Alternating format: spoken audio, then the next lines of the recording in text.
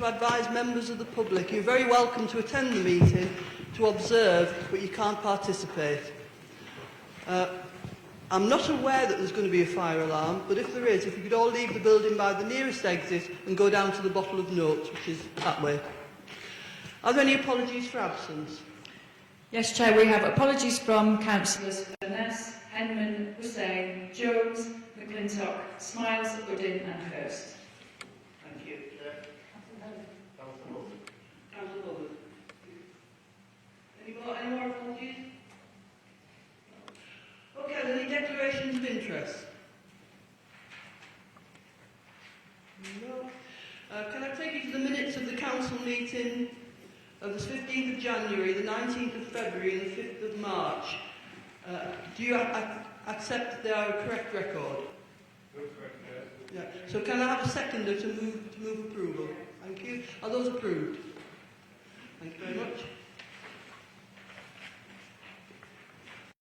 Now, I'm going to propose a motion here to change the order of business because we have a guest speaker who I believe has a train to catch this evening. So we'd like to bring that item forward. This is item 15, and I'd like to bring it forward under Council Procedure Rule 430.1c. I do need a seconder to propose.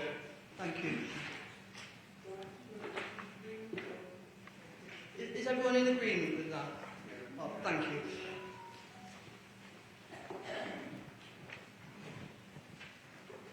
I'll let you do that. Right.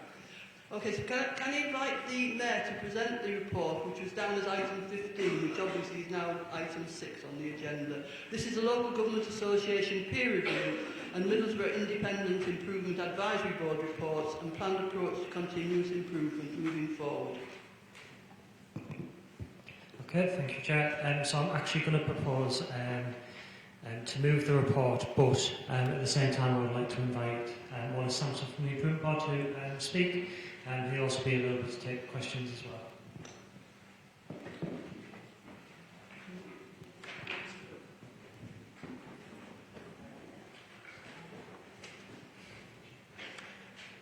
Thank you, Chair. So this is the final report that will be presented to Council this evening from the Middlesbrough Independent Improvement Advisory Board. And hopefully you'll be pleased to hear that I'm going to be relatively brief. So the board has been in place, as you know, since the autumn of 2023, and we've come a long way with the Council on your improvement journey since the initial best value improvement notice was served on the Council by Government in January 2023. And you'll know from my last report to Council back in October, you were informed that Government had lifted that improvement notice. Well, it's probably fair to say that they chose not to renew that best value notice. So the Council is now out of intervention from a best value point of view, and you know already that you're also no longer in statutory intervention from a Children's Services point of view. So this is the final report from the Independent Improvement Advisory Board. We officially stand down in 5 days' time on the 31st of March, and it will be for the Council to continue focusing on its improvement journey from then on. So the report that we've prepared, and I'll be presenting the report, but I do have my colleague Mark Edgell from the LJ as the Principal Regional Advisor for the LJ. He's here alongside me this evening. So if there are any questions between us, I'm sure we'll be able to respond to any points that you may have. I'm going to take the report as read, and really just focus on just giving you some brief messages from the 5 key themes that's outlined within the report.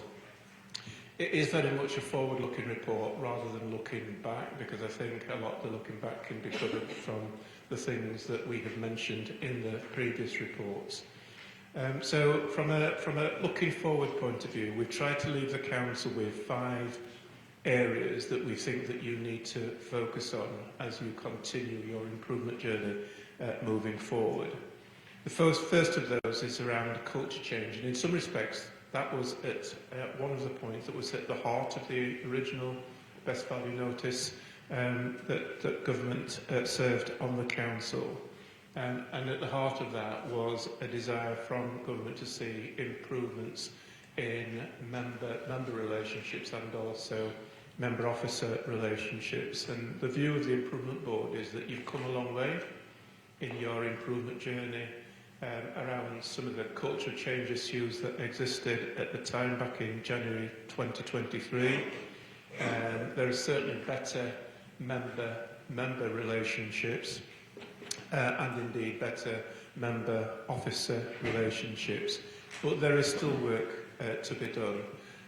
I personally have worked in 5 different organisations. I don't think that there is such a thing as a model council. The council chamber is the arena for political debate, so there are always going to be differences of views. But what we try to highlight within the report is that if you're going to continue your improvement, there are occasions where there needs to be a coming together of politicians from all sides of the council chamber, where that's in the best interest of not just the council, but also Middlesbrough more generally. So we articulate that within the report. We also talk about a theme around plans, priorities and strategies. And the key message there is that, again, in terms of progress, you are now at a point where you're very clear about your 4 corporate plan priorities. And the challenge now moving forward is to define those 4 priorities into some very clear outcomes that you want to see, not just for the council, but across Middlesbrough more generally, to be really clear about those outcomes, but also to be clear about how you see those outcomes being delivered. And the transformation programme that you have developed over the last 12 months or so, using that transformation programme as the vehicle for joining up the priorities within the corporate plan and the end outcomes that your communities and citizens within Middlesbrough can see and can benefit from. So we have highlighted that very clearly as something that you need to build into your continuous improvement plan. From a financial planning and management perspective, I guess the headline message there is that you've made great strides. You've made significant improvements really in terms of your ability to manage the council's finances and to be able to deliver your services within an agreed budget. I recall one of the first meetings that we had with the council. At the time, the overspend on the general fund was somewhere in the region of just over £11 million. You're now forecasting a modest underspend by the end of March. So, you know, that's a fairly significant journey that you've been on, really, to go from that level of overspend to be able to forecast an underspend by the end of the financial year. So you've made great strides, but you're not yet out of the woods. There is still some work that needs to be done in maintaining that really strong financial discipline. You're going to start a new financial year in just a few days' time. It's really important that you maintain the discipline that you've had over the last 12 or 18 months, and you see that continuing into 2025-26, and use the opportunity through that financial discipline to build some really strong resilience into your finances for future years. Because whilst you're at the point where you've got a balanced budget for 25-26 and you've made great strides really in terms of getting into a situation where you're not going to have an overspend at the year end, looking ahead, you're still not yet at the point where you've got a balanced medium-term financial plan. So there's still work to be done. And part of that will be about using opportunities to build up your reserves and having a very planned approach to looking at opportunities for growth. So don't lose the financial discipline that you've had over the last 18 months is very much a key message within the report. Really the final thing that I just wanted to touch on is organisational capacity.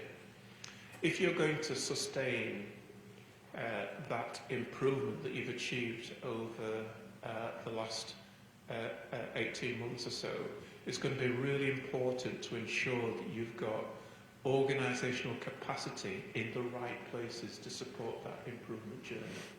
So certainly finance is one of those areas, and that's mentioned within the report. But there are also other areas where you need to make sure that you've got that capacity. And I would certainly include within that human resources, organisational development, IT, and also the transformation team that you're pulling together within the council. Those are all really critical areas that's needed to support your improvement moving forward. And there is work in progress around that, but you need to get to a point where you've built in that resilience, probably at a faster pace than is happening at the moment. And then the other area really in terms of organisational capacity is around your leadership team. So you've made some critical appointments now, so you've got permanent arrangements in place for your Chief Executive and also your Director of Finance. It's now really important that those positions are backfilled in terms of your Director of Adult Social Care and also your Head of Finance post. And you know, as other senior leadership positions become vacant, that you move at pace to filling those. It's going to be really important to ensure that you've got a strong, stable, permanent leadership team in place to work in conjunction with the political leadership to move the organisation forward.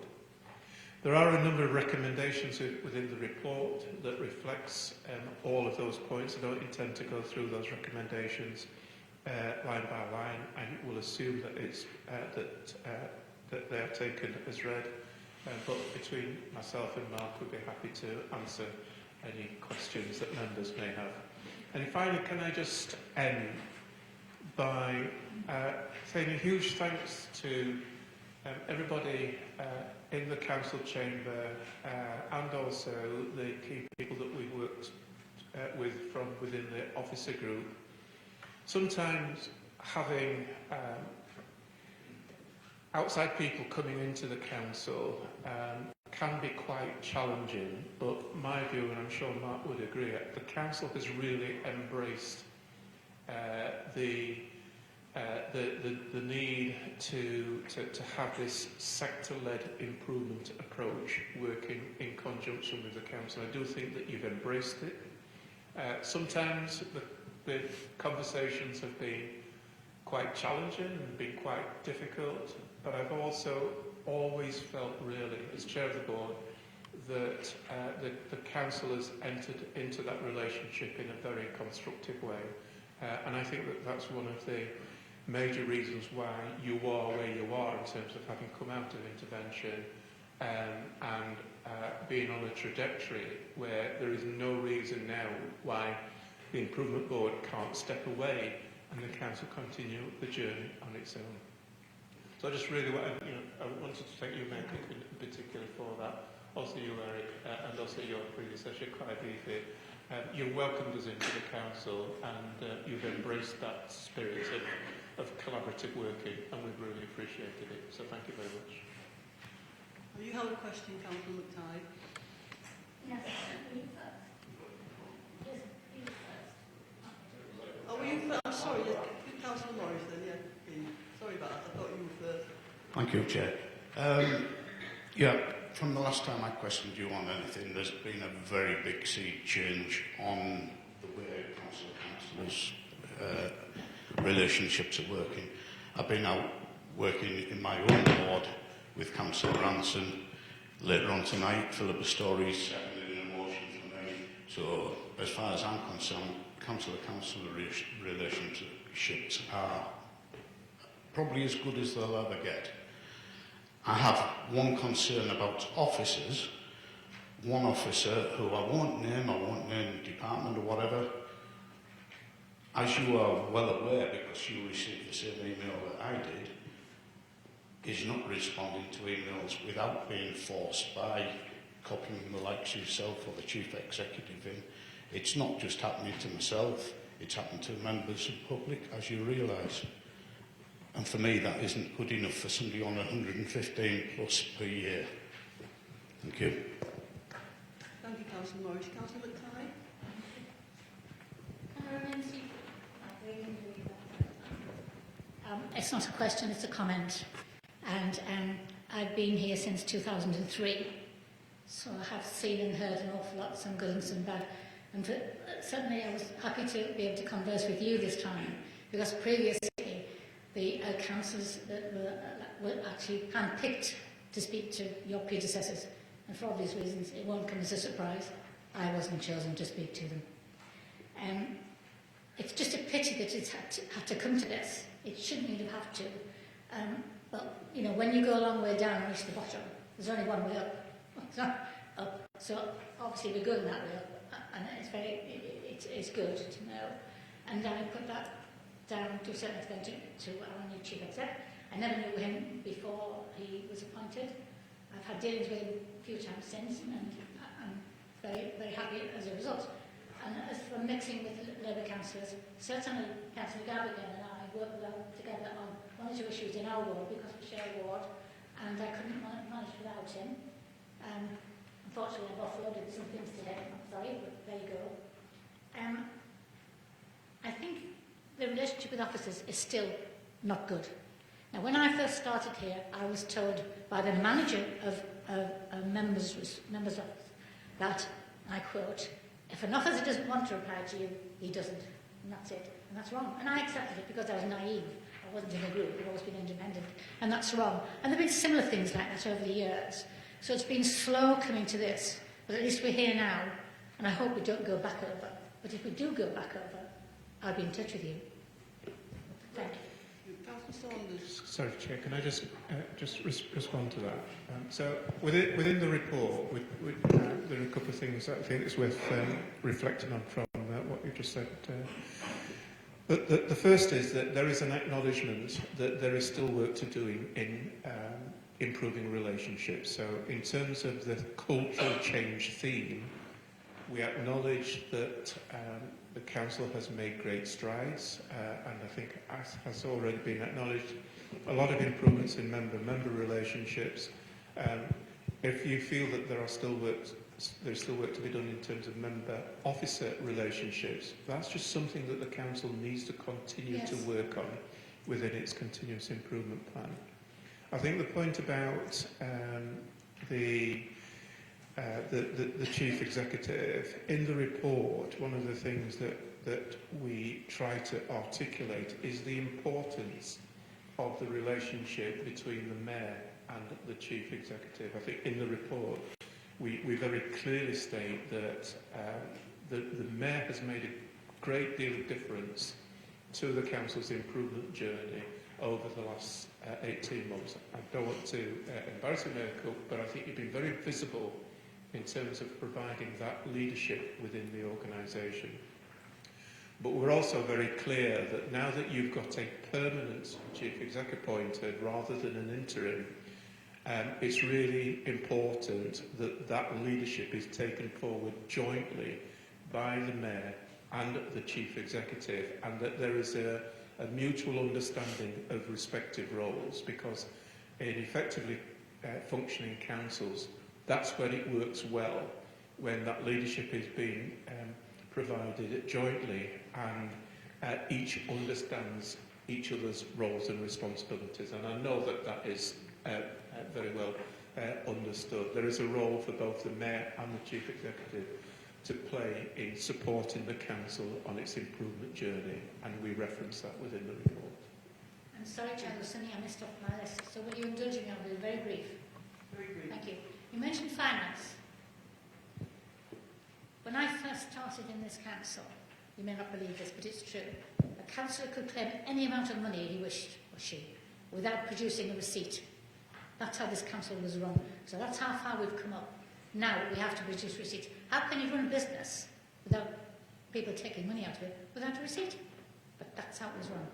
The council I'm not going to name names, the council I replaced was on a basic salary of £2,900. In 1 year, that went up to £30,000 because of the extras. He was thousands here, thousands, and no receipts. And that's how this council was run. That's why I got elected, actually. Well, thank you for your comments, Councillor Mackay.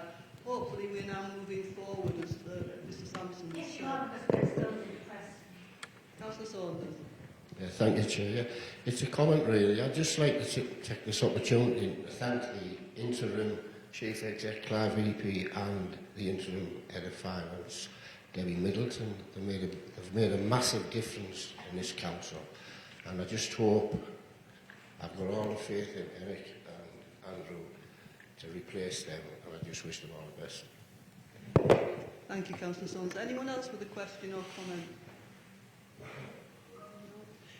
In which case, I'm sorry, Councillor Cook. Thank you, Chair. I just hope my voice holds out. Can I thank you personally, and can I thank Mark as well for all the help? I would like to have had a little bit of conversation in the last few months, but not to say anything bad, just to see how things are going.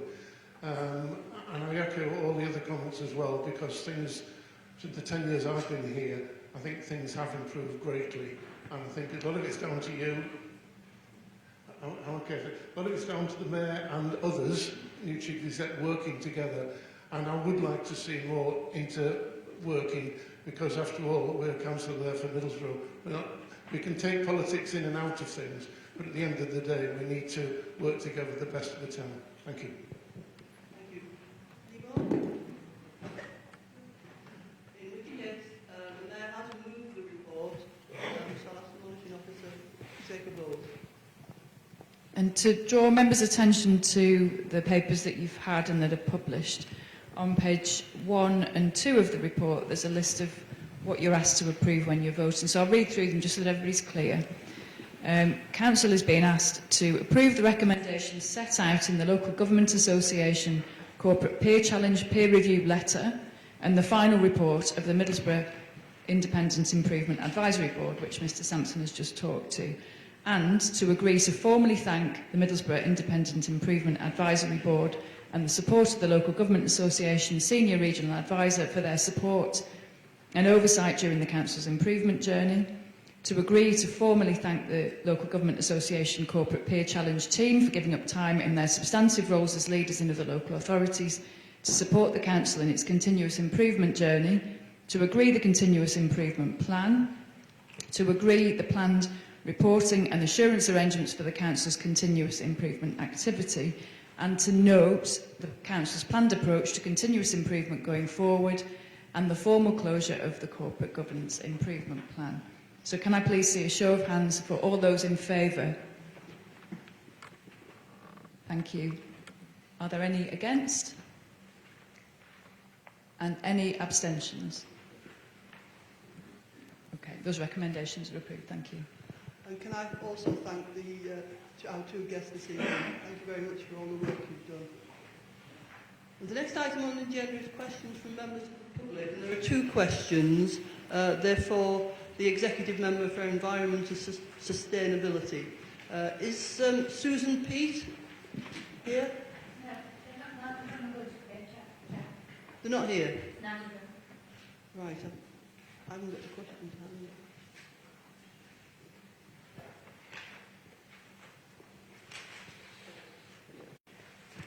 I'll read the questions out anyway, when I find them. Okay. Right, the first question from Susan Peat for the Executive Member.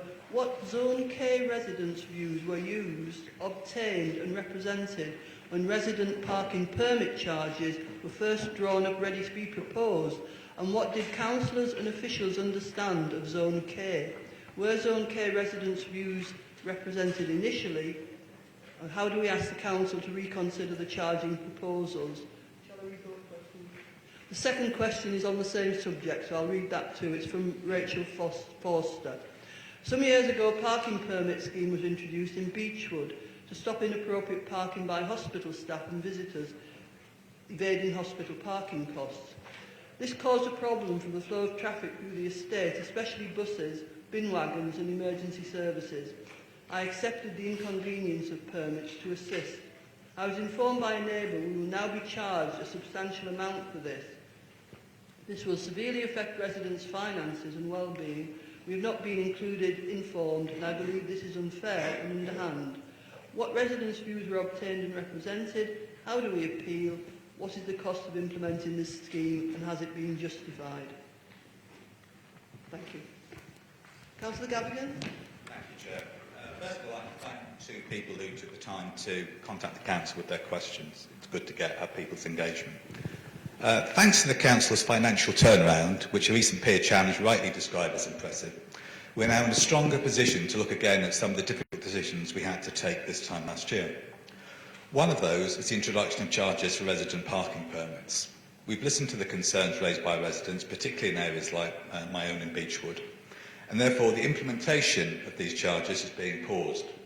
Furthermore, I'll bring the report forward to the Executive in the near future with the recommendation that they are fully removed.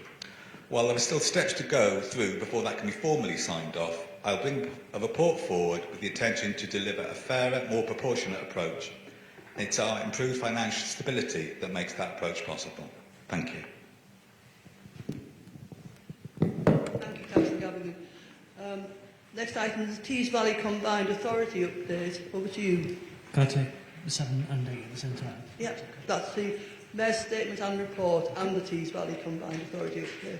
Okay, so on the first one, we have Cabinet on Friday, and we will be seeking to discuss the adult education budget. It is currently exempt, but one of the things that I'm trying to make very clear is that we haven't yet got enough information, and I would like more information before we can properly make a decision on it.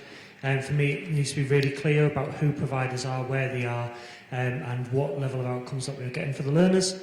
The second part to that is the UKSPF, and I'm disappointed that we weren't better consulted on projects that could be submitted. But I will be putting forward some projects that I believe are of great importance to the town, such as Middlesbrough College expansion to cope with the increase in school leavers, which is 1,700 over the next coming years, but also an important chance to be able to develop Middlehaven, which I think we will all agree is in the best interest of the town. On my Mayor's update, there was 2 things I would like to cover. So the first one is the neighbourhoods policy and model will be coming to exec at the end of April. This will contain a few different elements, but the main things that I would like to talk about is about the fact that we were changing the approach. We'll be cementing what we've seen over the past sort of recent months, where we've started to really embed the North East South West.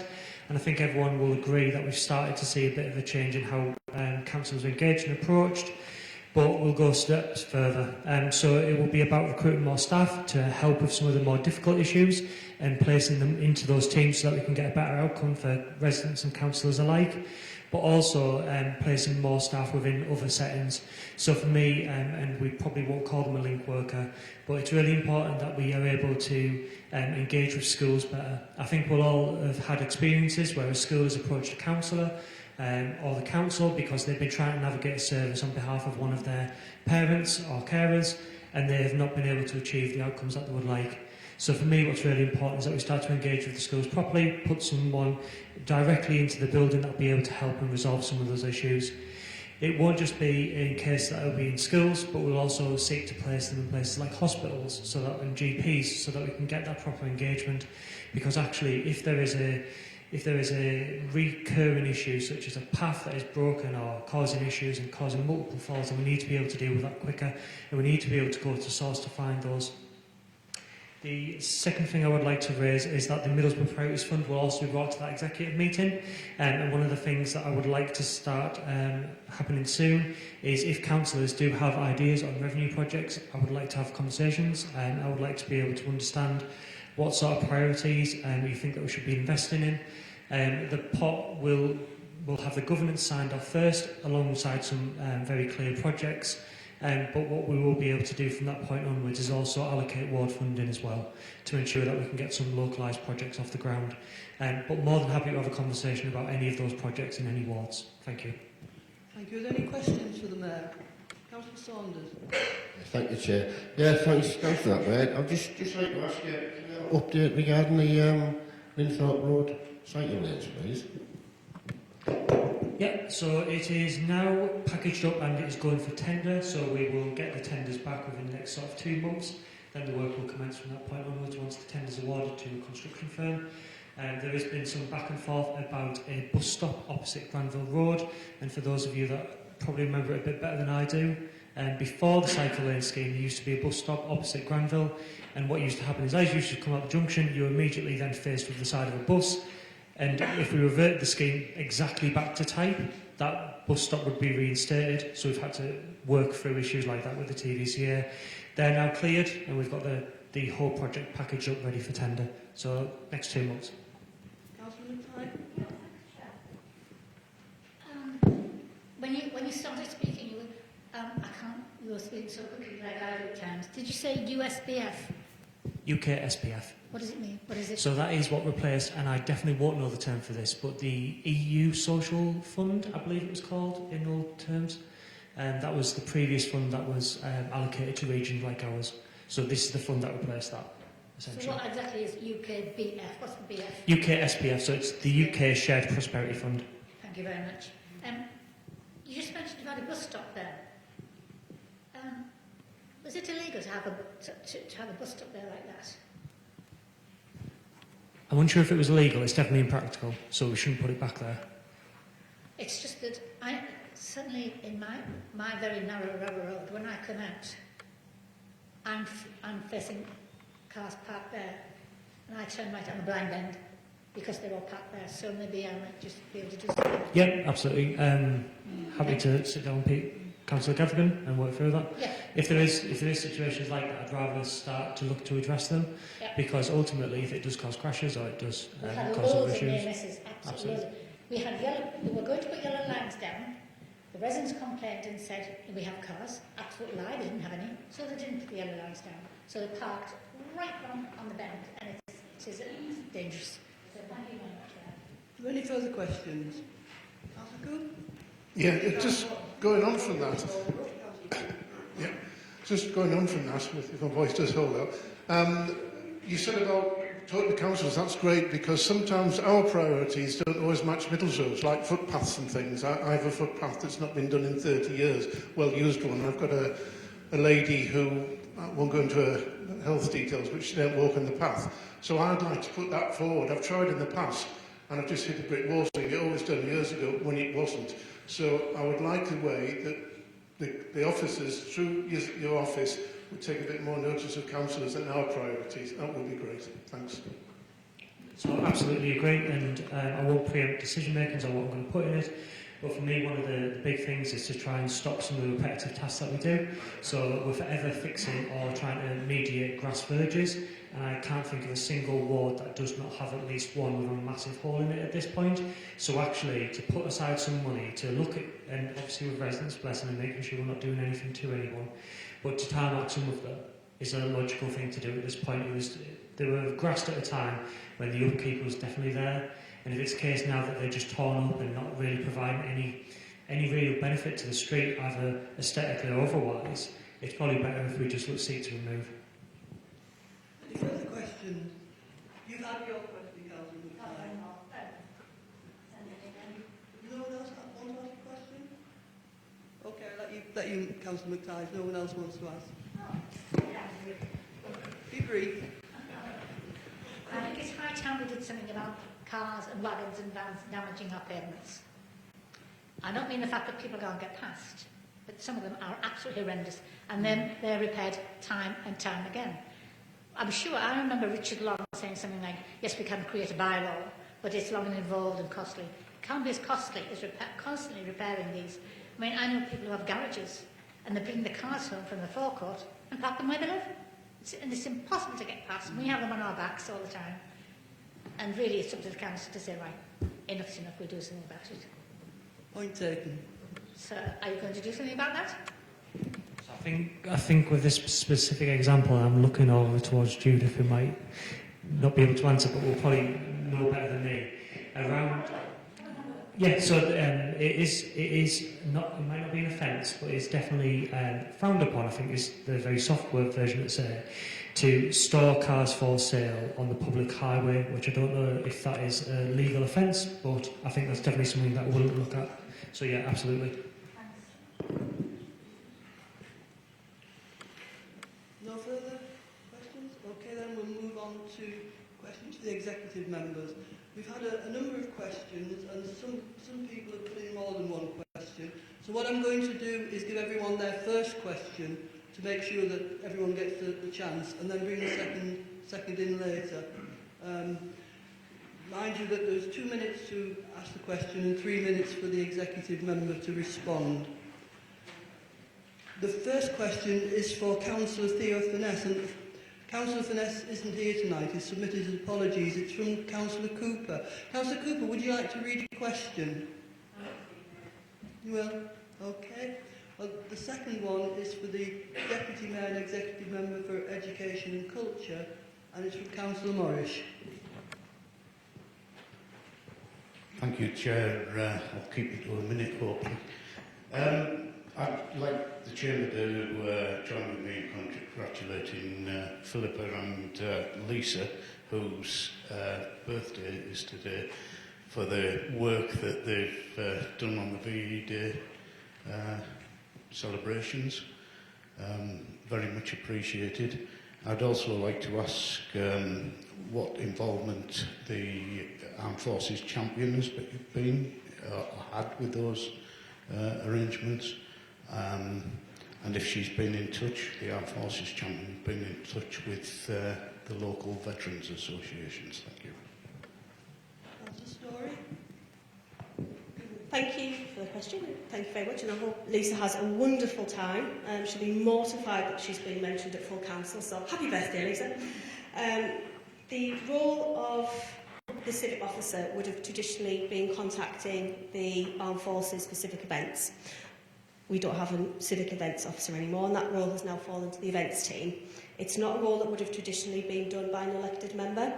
So this is a really good question, because I think it's something that we do need to look at, the role of our champions and what we expect from them within the council. So I think it's a discussion that we definitely need to have going forward about what we would like from our roles, and I think it's a discussion for council about what they would like to see from the roles as well. So thank you. Thank you. The next question is for Councillor Luke Henman. Councillor Henman has submitted his apologies, but it's from Councillor Wilson. Do you want to read your question, Councillor Wilson? Yes, please, Chair. Simple question really is CAMS assessments. Can we find out why it's so long with CAMS assessments with our children in the town? When we've got children have to go outside the town to get CAMS assessments, as in on Road 1, they have to go down to Basingstoke for the assessments, which is a long way around.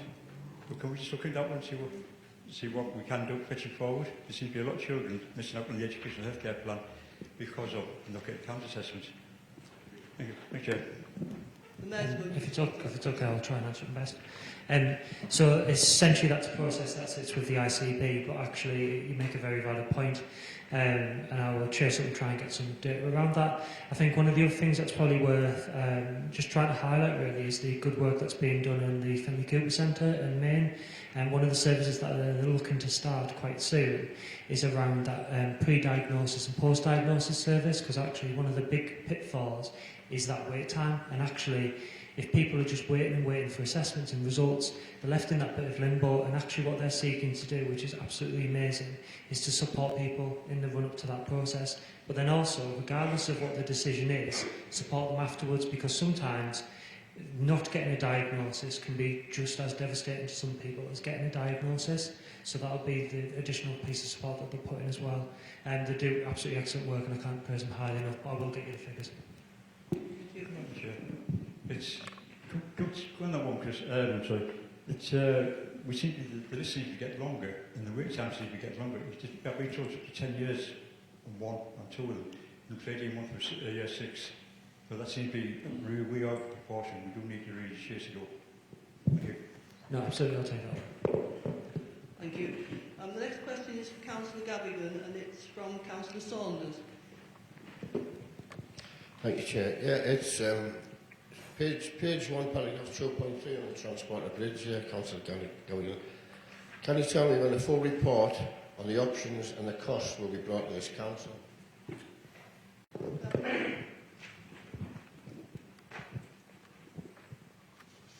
Thank you for your question. I might add a little bit of background which hopefully will assist you.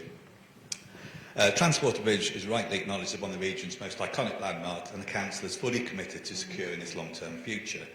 As most members will know, responsibility is shared between Middlesbrough Council and Stockton-on-Tees Council, with Middlesbrough leading operationally. Despite the scale and complexity of the challenge, real progress is now being made. Middlesbrough Council has appointed Atkins Realis as the principal designer to carry out the preliminary design phase of the restoration project.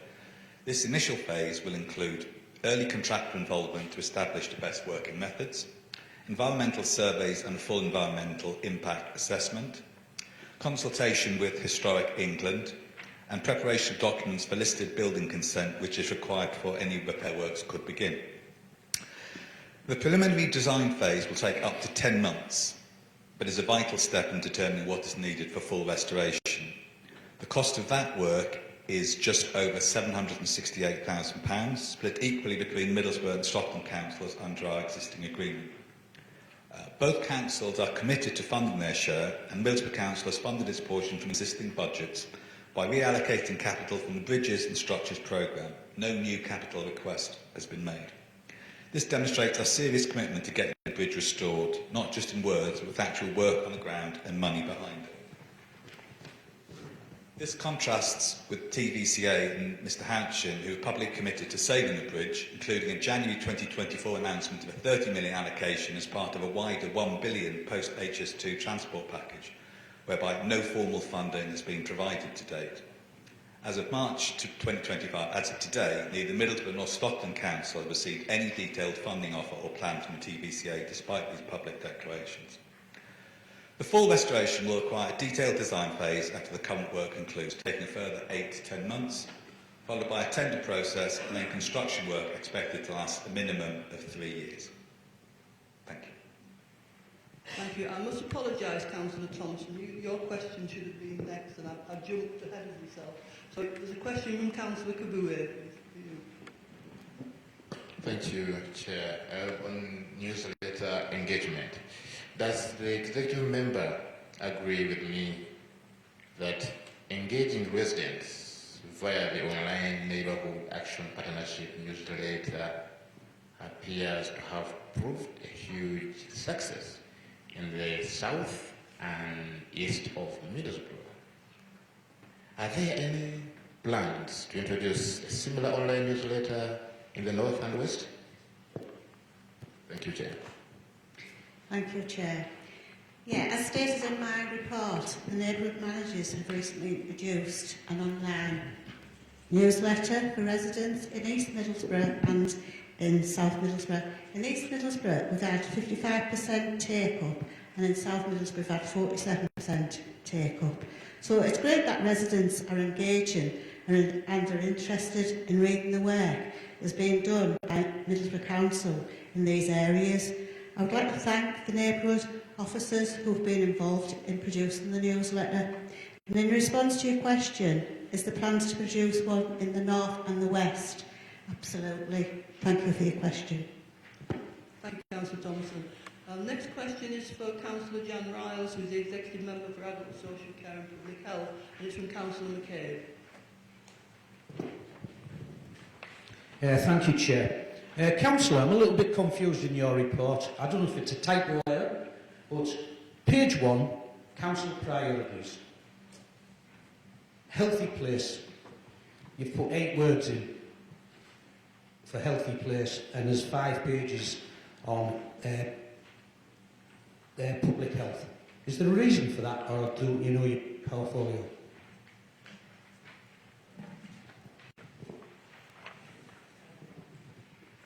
Thank you for your question. No. Obviously, Sorry, can I just point of clarification? So that is, so the council plan priorities, that is the description of a healthy place, priority. So in the council plan, if you yeah, so that the words that come after is the description That goes under the title in the council plan. Yeah. But the description at the top, to provide an update, there's no update note. 8 words.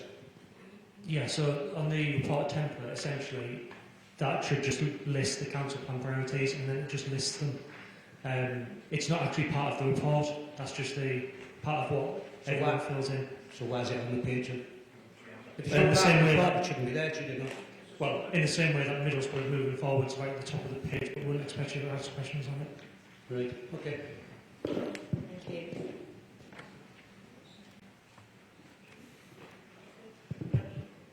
Want to add anything, Councillor Wright? Okay, thank you. The next question is for Councillor Nicky Walker, Executive Member of Finance, and it's from Councillor Livingston. Thank you very much. I'm hoping Nicky will go along with me in pretending that we haven't just had this conversation half an hour ago. So it's just on the subject of the digital first approach. Totally understand why that's helpful, necessary and efficient, but I think we should try and revise that just to make sure that we've got something in the strategy to make mention of having cash payments still available for people who, for whatever reason, prefer to or are unable to pay by cash. And once again, place on record my thanks to Nicky for her assistance on issues I've had in that area over the past couple of years. Councillor Walker? Thank you, Chair. Yeah, it is digital first, and I possibly should have made it clearer that that doesn't mean digital exclusively. And I am frequently reminding officers of making that point, so I haven't in my own report, so please don't anybody mention that to the officers. There is mention as well in the report about the 125,000 calls to the contact centre, 4,700 in person, and in comparison to 2.9 million, which is massive, through the website. So whichever way people need to contact the council, that should still be available. I take your point in terms of the payments where people can't pay, don't do online banking, etc. That is a separate issue, and I'll make sure that will continue. Within the strategy itself, on the page 3, which is the first substantive page, because the first 2 pages are the title and the content, it does say our business processes will be designed around our customers and provide consistency in accessing information through the route which serves the customer best. So I think that sort of encompasses the point you've made. Also, within my report, it mentions something which is yet to come, which is the customer charter.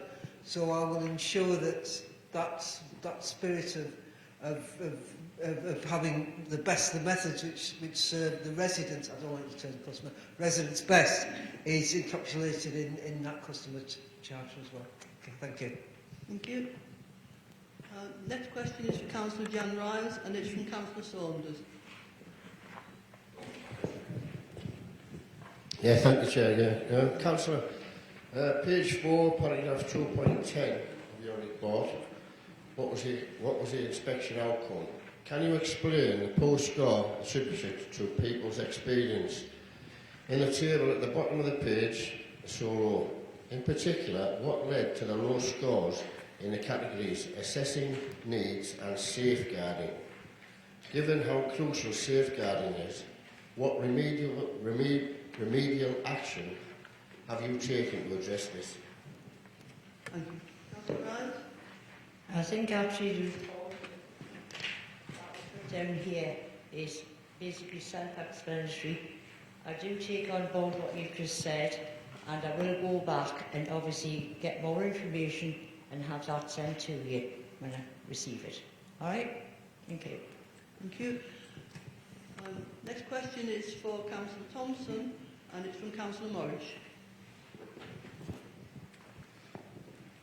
Thank you, Chair.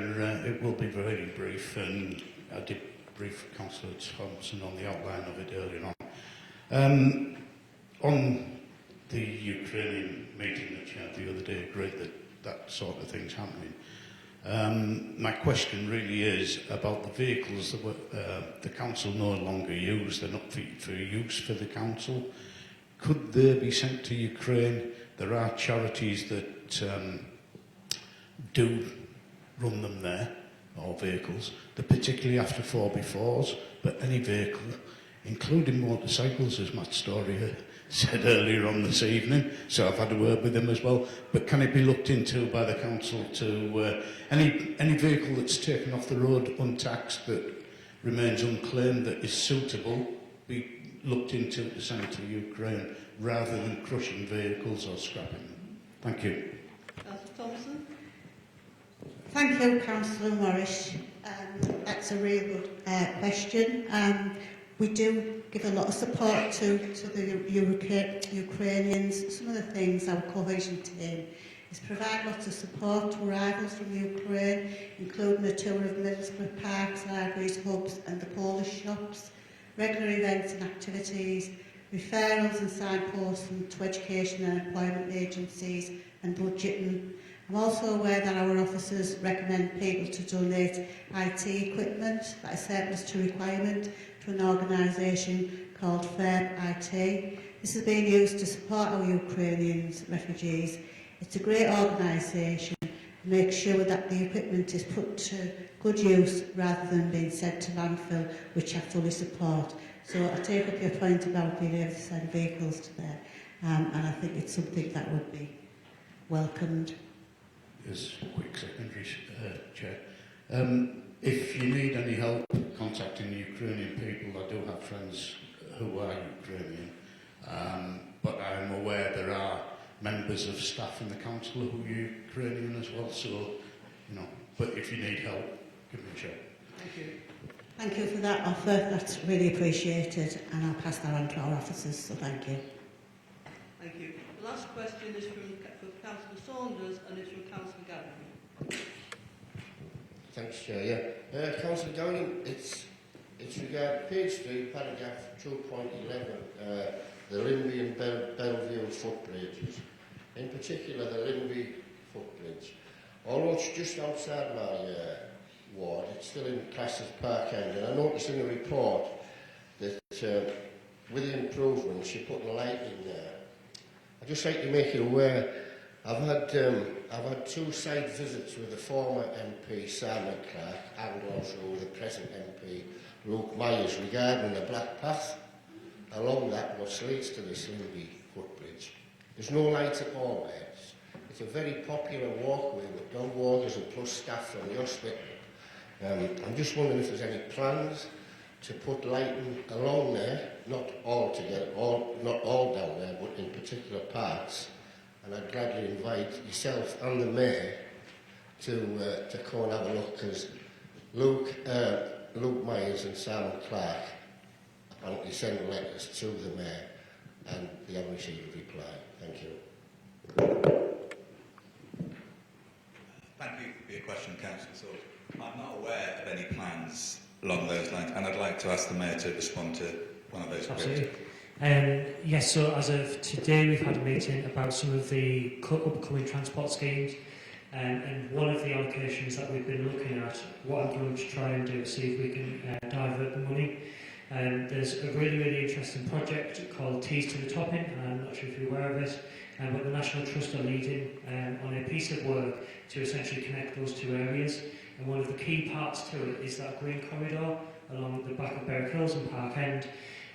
Once you're past there, it will be a case of the National Trust would then also formalise all the way along through their land for Ormsby Hall, all the way to the top, Ormsby Topping.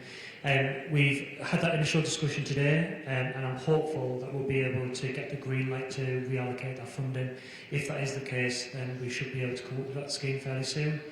Alongside the lighting, though, I would like to make sure that we do the paths properly, and maybe seek to widen them, maybe seek to formalise a cycling route, to make sure that actually it is as safe as it possibly can. But we're also aware of the other issues around the bridges, and there is a quite staggering price that is needed to repair both, and we're also seeking the funding for that as well as doing the other works which is much needed around I always know them as the Blue and White Bridge instead. The other bridge to do the work that is needed around suicide prevention.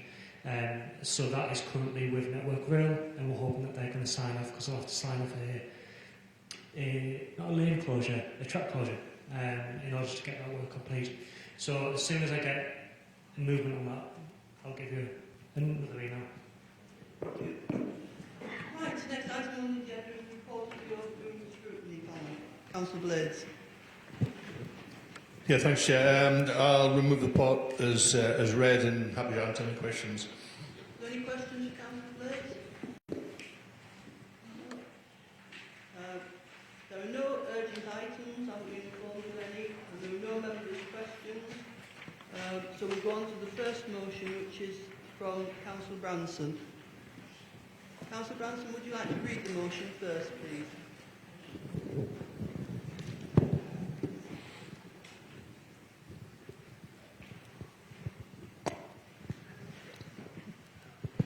Thank you, Chair.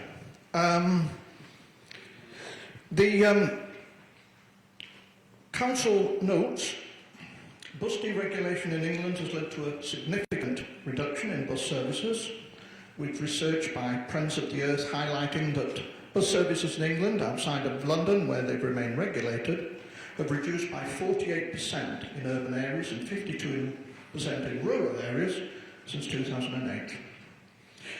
The Labour government's commitment to empowering local communities to take back control of their bus services and the achievement of the Mayor of Greater Manchester, Andy Burnham, in successfully ending the deregulation of Greater Manchester's bus network is also noted. Research from the Office of National Statistics, ONS, highlights that, excluding London, the region with the greatest number of residents without private motor vehicles access in England is the North East. That means it's vital for our local economy that public transport options effectively serve our community. Buses account for up to 83% of all public transport journeys in the region, and excluding London, the North East has more residents without private motor vehicles access than any other region. In Middlesbrough, bus journeys are often excessively long, timetables are seen as unreliable, some services are infrequent, and shelters at bus stops are inadequate.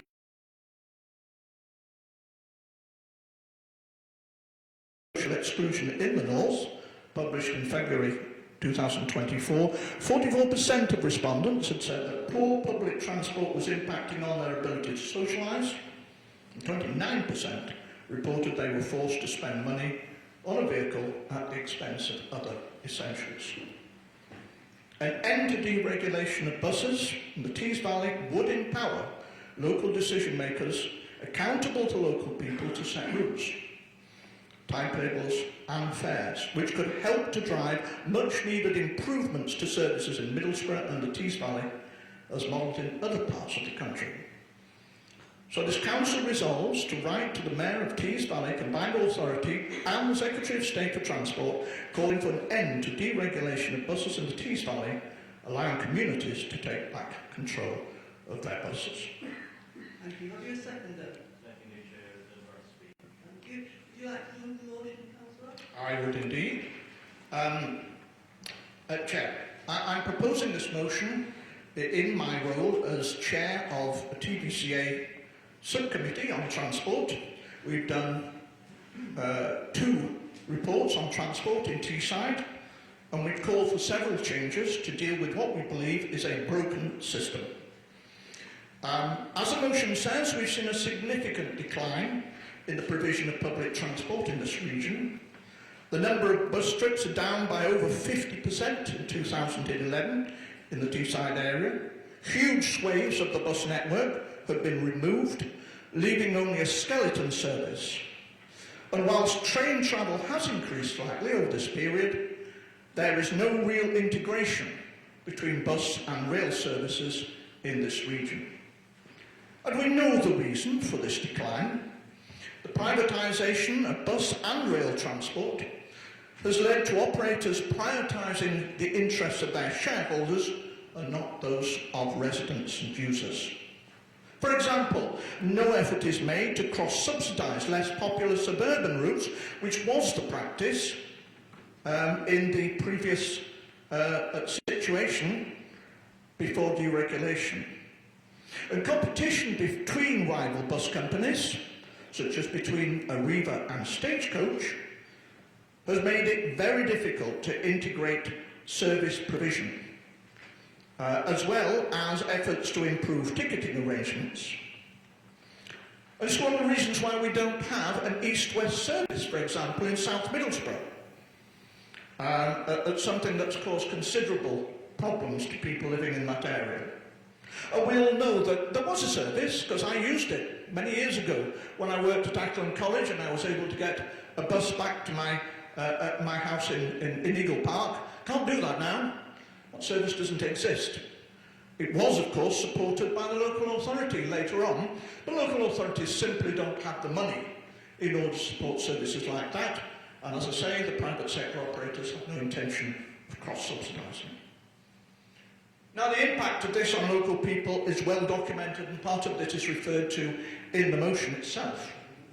So we've seen that a recent report shows that 44% of respondents see it affecting their ability to socialise. They can't travel to the places they want to do so. 30% of them have been forced to buy a car in order to get to work and buy shopping, but at cost to them in terms of buying other essentials. In my area, residents in Marton are unable to easily access the Parkway Centre, which is their main shopping centre, because there isn't a bus route there, not unless you're prepared to go via Linthorpe. And people in Stainton and Thornton on the west of the town, many of whom are elderly, have great problems getting to James Cook Hospital, because there isn't a service there too, either. And why not? Because, of course, we have two rival bus companies, Arriva and Stagecoach, who carved the area up and aren't interested in creating an integrated service that serves the whole of South Middlesbrough. And we know that travel to work in the area is very difficult, particularly if you're trying to get to Tees Works, because you're going to have to require at least 2 bus trips, and it's going to cost you a lot of money. My daughter had to travel to Stockton at one stage, a trip that would cost only about 20 minutes by car. It took her 1 hour, 10 minutes to get there. And that is the kind of issue that you have. And it's for that reason that South Middlesbrough has been described as a transport desert. And this really is something we need to address. We have to realise that an effective public transport system is essential to connect people to work, education and leisure facilities. It's well recognised abroad. In Europe, they have public transport systems which are vastly superior to ours. And any of you who've gone abroad would know that. We need to see key improvements. Specifically, we need to see the extension of the bus network to include many of those suburban areas. We need to... Can I remind you, you've got 1 minute left. Yep, we need to see integration between train and bus services. We need to provide integrated transport timetable for all services and the provision of real-time information. The present arrangement with the advanced partnership arrangement that the TBCA has is not going to bring that kind of improvement for the reasons I've explained. And so for this reason, I think we should write to the Mayor on the TBCA and the Secretary of State for Transport and call an end to the present deregulation and to bring about a franchise system which will improve the transport for the people of this region. Thank you, Chair. Councillor Yin, you want to speak now, or do you want to reserve the right? Anyone else wish to speak? Councillor Coote.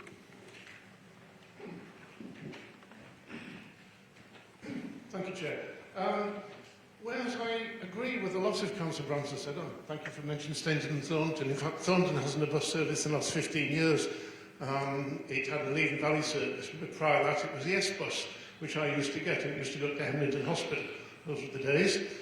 I would like to see a better integrated service across the town. I certainly would like to see more buses, and Councillor Branson and I agree there should be one across the town. But the trouble is, we've now just built Hemlington Grange without a bus service, so everybody's got a car. So you're fighting into the thing. Something like that should be a key part in the first place. I understand the road was put through, and it was put through early, but you couldn't put a bus service through until you got that road. And you've also got areas where Larchfield, now they often get on to me and say, can we have a bus? Which is what this would do. Now, to bring about a public bus service across the town, that's fine, but the subsidies for that would be incredible. I'm sure that we all would like to see it. I was never the greatest fan of privatisation of the bus service in the first place, but it was done for a reason. I'm not sure what that reason was, but it was done for a reason. The whole point is about public transport, and as a regular rail user, I have to drive to a railway station to be able to park the car, then to get on the train. I would like to see a bus that I could get on as well. And I agree, there was an idea about in Dunthorpe as well, to have an integrated transport system there, which would be fantastic to take the cars off the road, because coming down here tonight, there was another car on that parkway, I think we've been there for hours. So we do need to do this. Someone has fought for the bus service. I fought for the bus service at Stainton, and I was very pleased I achieved that at no cost to the council. So I am converted to actually wanting a bus service, but I'm just worried about the cost. Now, we can't afford to pay it. We would have to take the franchise off Stagecoach and Arriva and possibly across the town. Not against it, but I just worry about what it's going to cost. Thank you.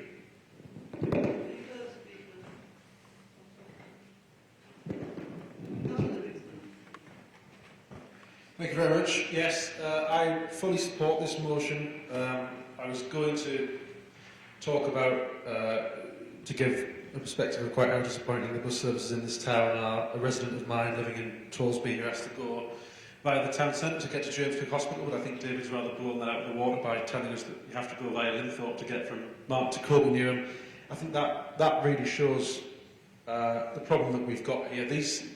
The public transport system we have in Middlesbrough is just not fit for purpose. We have half of my ward, which is covered by one bus service, which was recently reduced from half-hourly to hourly.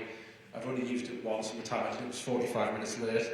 And the other side, which has a massive, incredibly wide, long road in Green Lane, with loads of bus stops all over it, and no bus service. It doesn't work for the people it's supposed to serve, so there's no point in having it at all unless we can do something about it. So I'm absolutely happy to support this motion. Whether it will prove effective, as David Cook says, I don't know, but I think we need to do something. We need to try and make a change, because the bus services in Middlesbrough are totally unacceptable and not fit for purpose at the moment. Thank you. Yeah, just fully agree with everything that's been said, apart from the point about subsidies, if I'm honest. I think, if I'm honest, every time that we are at the point where we're looking to refresh services, the bus operators must be looking at us just with their eyes wide open, because they know how difficult it would be for us to start to cut some of the services. And I know previously, and I'm trying to get to the point before they do, I've previously been here and I've helped to support the bus service being saved, but at significant cost, and they know that and they price accordingly. I think the price that we worry about and the subsidy costs that may have to come, and the cost of franchising will pale in significance to the cost that we'll pay time and time again, as they know that they have the monopoly over the entire service.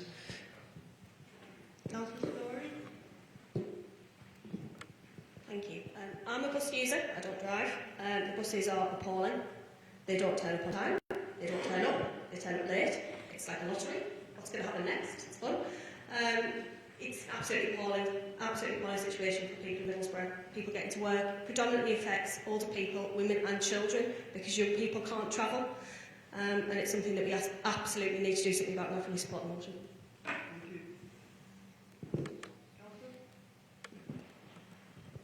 Thank you, Chair. Not wishing to repeat what members have already said, I also don't drive, and particularly in my part of Hamilton, there's no direct route to James Cook Hospital. Again, a huge problem for particularly older people and those accessing regular appointments. I'd like to recognise the efforts of Luke Meyer, the MP for Middlesbrough South. He's written on several occasions to the TVCA to highlight the gaps and failures that we have in our system. And I think it's important that the Council also recognises those failures as well, and I'll be fully supporting the motion. Thank you, Chair. I totally agree with everything Morris has been saying, but I think we need a reality check on the amount this could cost. Councillor Branson mentioned a franchise system. will be responsible for that franchise. The financial impact on authorities will be immense. I am old enough and I worked for Cleveland Transit for some time, right on 48 years ago. And when the Cleveland, as it says in the book, Cleveland Transit was run by Cleveland County and the authorities around it. It cost a fortune to run these bus companies.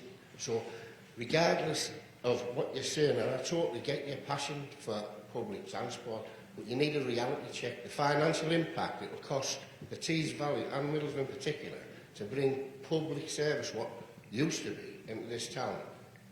It just will not happen. Thanks, Chair. Thank you. Anyone else wish to speak? Do you wish to speak, Councillor Young, now? Yeah, thanks, Chair. I think this is a really important motion, actually, and it's really good to see that it's being taken across the Tees Valley by other councils. Because you can do, obviously, lots of things are happening to the bus services and stuff we hear about, like fare capping or dishing out money to private companies so they can fund unviable, co-unviable routes or that kind of thing. But that's tinkering around the edges. Tees Flex is tinkering around the edges.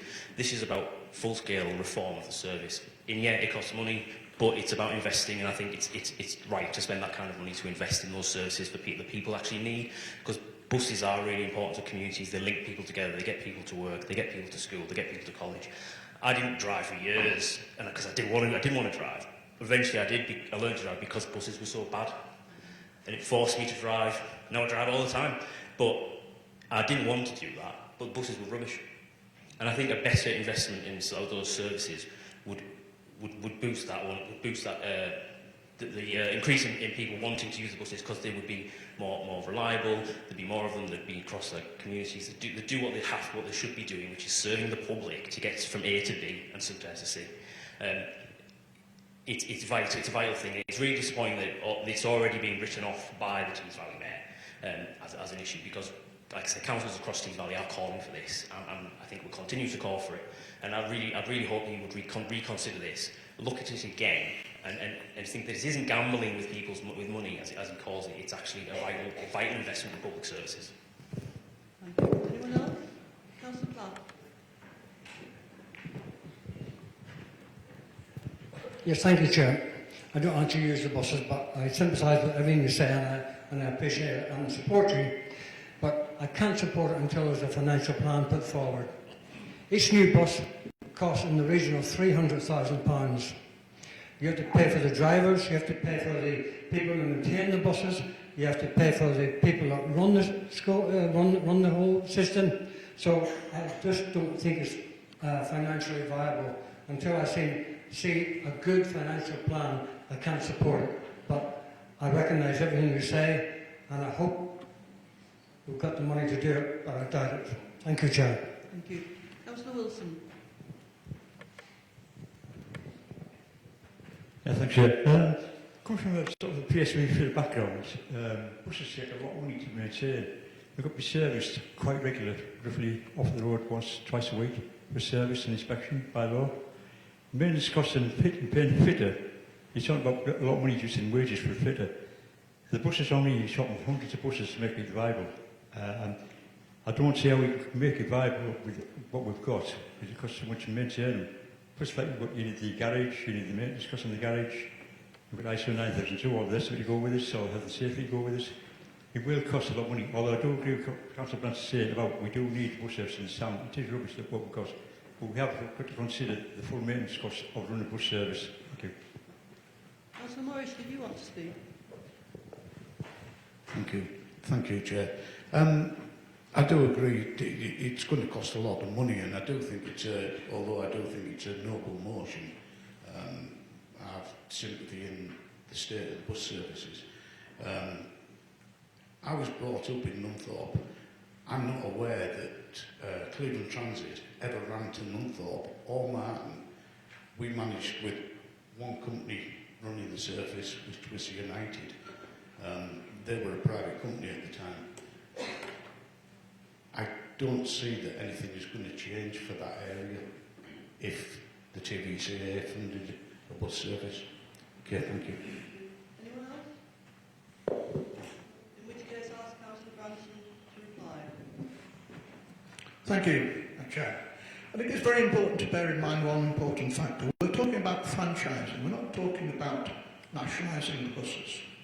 Franchising service makes sure that the private operators work within a framework that the local authority sets down. In that case, the local authority would, of course, be TBCA, not Middlesbrough.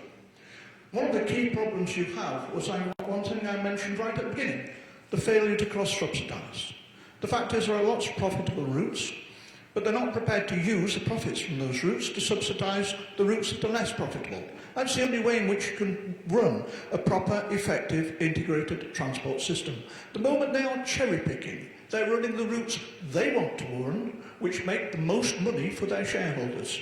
What we've got to do is to make sure that they can't make quite as much money as that, but needless to say, we're going to have a system where it's worth their while being involved.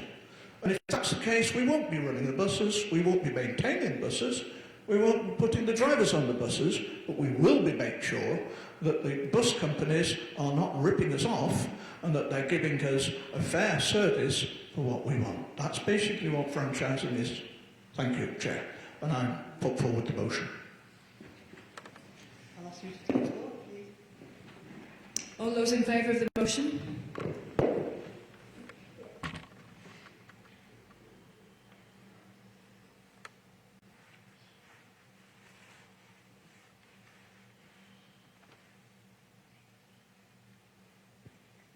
Thank you. All against?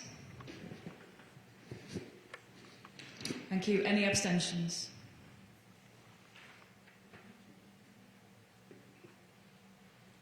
Thank you. The motion is carried. And the second motion is from Councillor Morris. Would you like to read the motion, please, Councillor Morris? Thank you, Chair.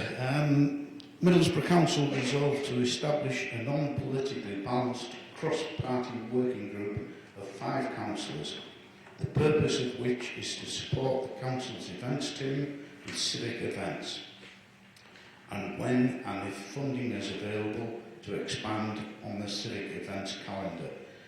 The committee will receive no remuneration and will have no dedicated budgets, seeking volunteers from elected members who wish to restore civic pride. Thank you. You're a seconder. Thank you, Councillor Story. Would you like to move the motion, Councillor Morris? Very quick one. It is basically to support the events officer to bring civic events and for councillors to give an idea of what they would like to see with the civic events. I'm not talking about concerts in the town hall. It is proper civic events rather than anything else. Thank you. Do you wish to speak, Councillor Story? I just wanted to say I'm absolutely delighted to second this motion. Civic events should involve direct input from cross parties, from every council group, and I think it's absolutely appropriate to second this motion for this motion to be proposed. I'm very excited about working with the councillors that hopefully will put themselves forward for the committee. It'll really help the events team as well. Obviously, we have a junior events team. She's absolutely amazing, she really is, but she does need support, and I think this will help councillors understand what the role of civic events are, what civic events can be put forward, and I think it could potentially be quite exciting for the council as well. So thank you, Councillor Morris. Thank you. Does anyone else wish to speak?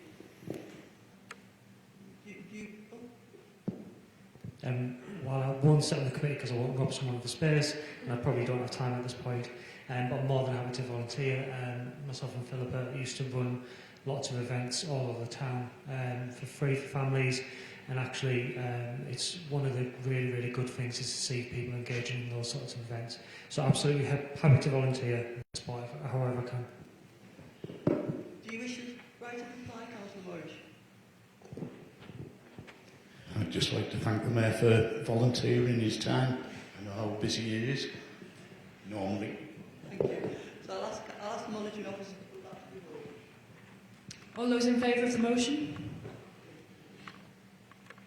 Thank you. Any against? And any abstentions? Motion's carried. Thank you. The next item is the approval of statement of the licensing policy 2025 to 2030. Right.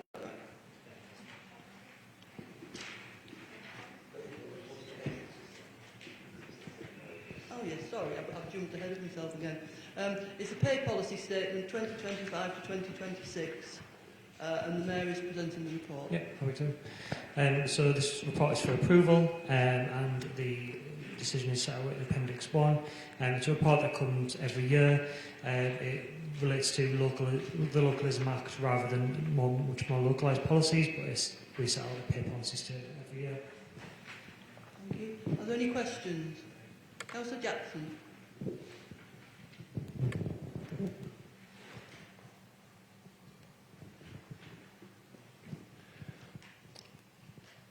Thank you.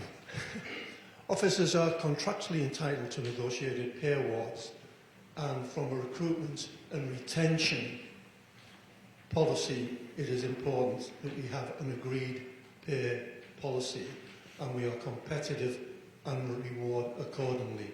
However, we would ask that when there is a turnover, the Council should take the opportunity to review the Chief Officer structure.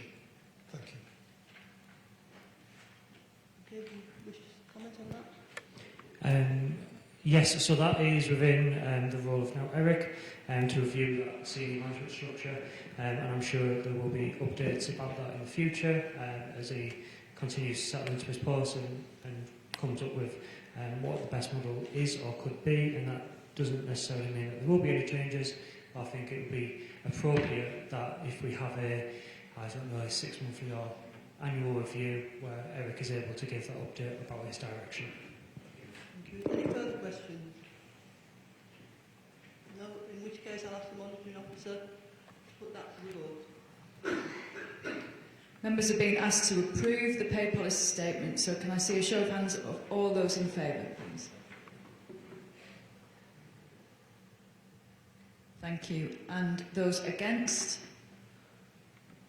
And any abstentions, please? Thank you. That is approved. Now do the approval of the statement of licensing policy for 2025 to 2030. And the executive member for neighbourhoods is presenting the report. Yes, thank you, Chair. I take the report as being read. Just some of the highlights I'd like to put to the members. Statement of licensing policies 2025-2030, and the cumulative impact assessment is 25 to 28.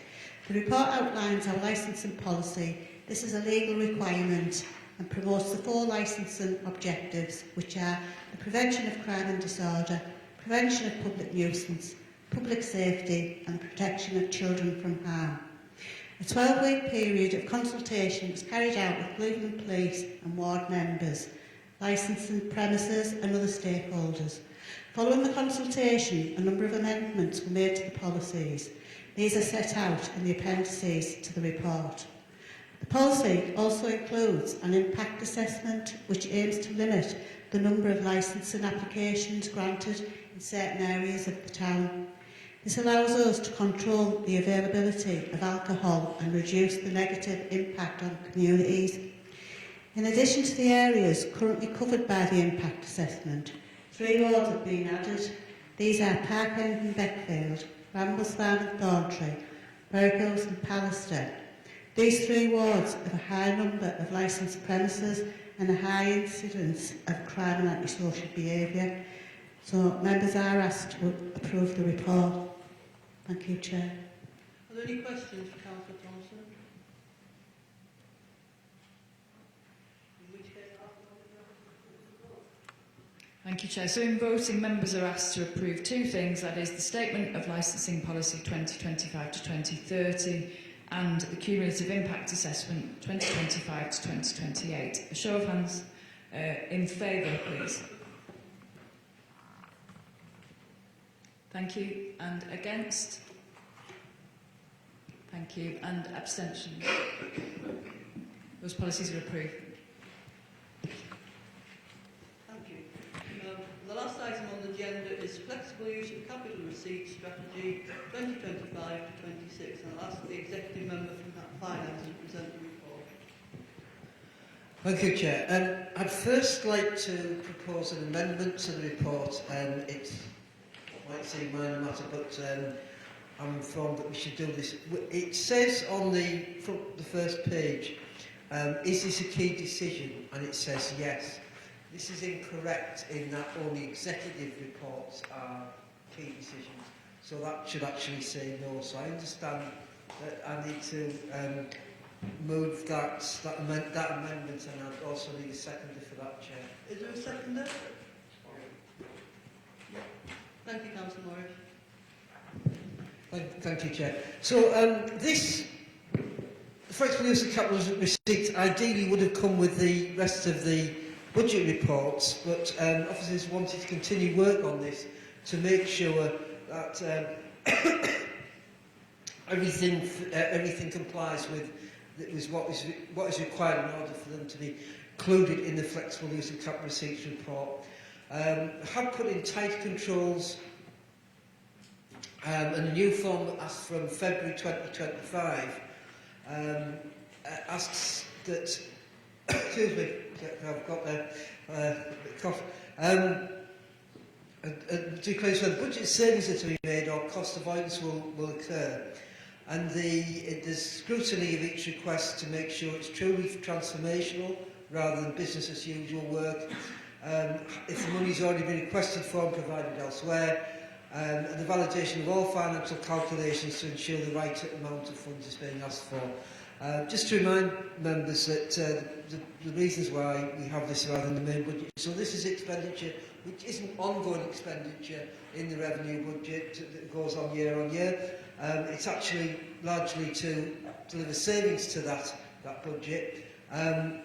We don't have as has been stated numerous times before, due to the level of reserves, we can't fund that from reserves. So Middlesbrough, like other councils, is able to utilise an exception to use capital for revenue by the flexible use of capital receipts. Have got more detail on any of the proposals if anybody's got any questions, Chair. Are there any questions from Councillor Walker? No? Thank you, Chair. So members are being asked whether they approve the proposed flexible use of capital receipts strategy 2025-26. All those in favour, please. Thank you. And any against? Thank you. Any abstentions? That policy is approved. Thank you. Well, on that note, I'll close the meeting. Thank you all for your attendance and for your contribution.